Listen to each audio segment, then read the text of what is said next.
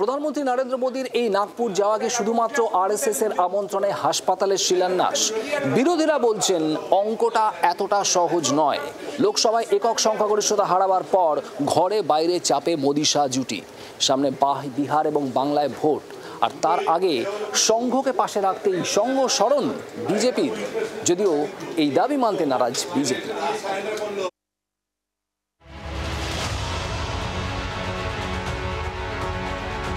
প্রশ্ন উঠছে, হঠাৎ 12 বছর পর কেন নাগপুর ছুটলেন নরেন্দ্র মোদী? বিজেপি নিজেকে দেশের সব থেকে শক্তিশালী রাজনৈতিক দল হিসেবে প্রতিষ্ঠা করলেও চিরদিন নেপথ্যেই থেকেছে আরএসএস।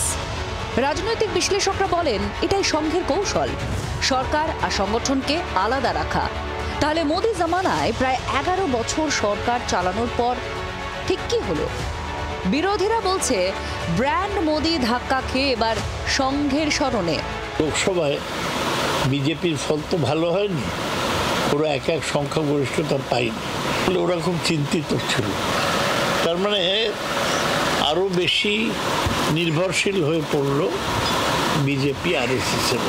এখন মানুষের আন্দোলন কোথাও কোথাও বাড়ছে, তা থেকে চাপ সৃষ্টি হচ্ছে। এই চাপ সৃষ্টিতে মানুষের মধ্যে ক্ষোভ বাড়ছে, এটা বুঝেই এখন আরএসএস আবার একেবারে সরাসরিভাবেই সমস্ত পর্দা খুলে ফেলে প্রধানমন্ত্রীকে ডেকে পাঠালেন তাদের হেডকোয়ার্টারে আলোচনার জন্য। প্রধানমন্ত্রী যাচ্ছেন আর মোদীজি এসছেন, সেটা তার সেখান থেকে তার যে সামাজিক কাজের জীবন শুরু হয়েছে আরএসএস থেকে।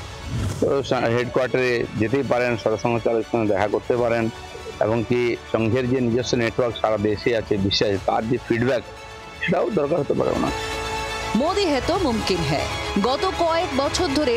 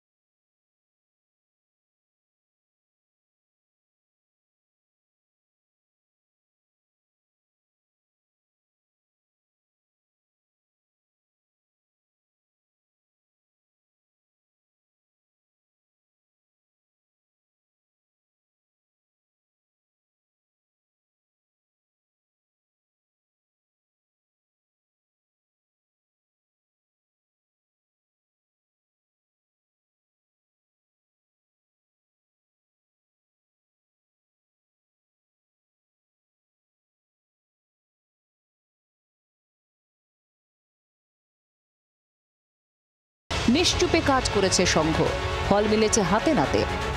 রাজনৈতিক পর্যবেক্ষকদের একাংশের মতে সংঘের সঙ্গে নাকি মোদী শাহের কোথাও একটা দূরত্ব তৈরি হচ্ছে, আর সেই দূরত্ব দূর করতেই এই নাগপুর যাত্রা।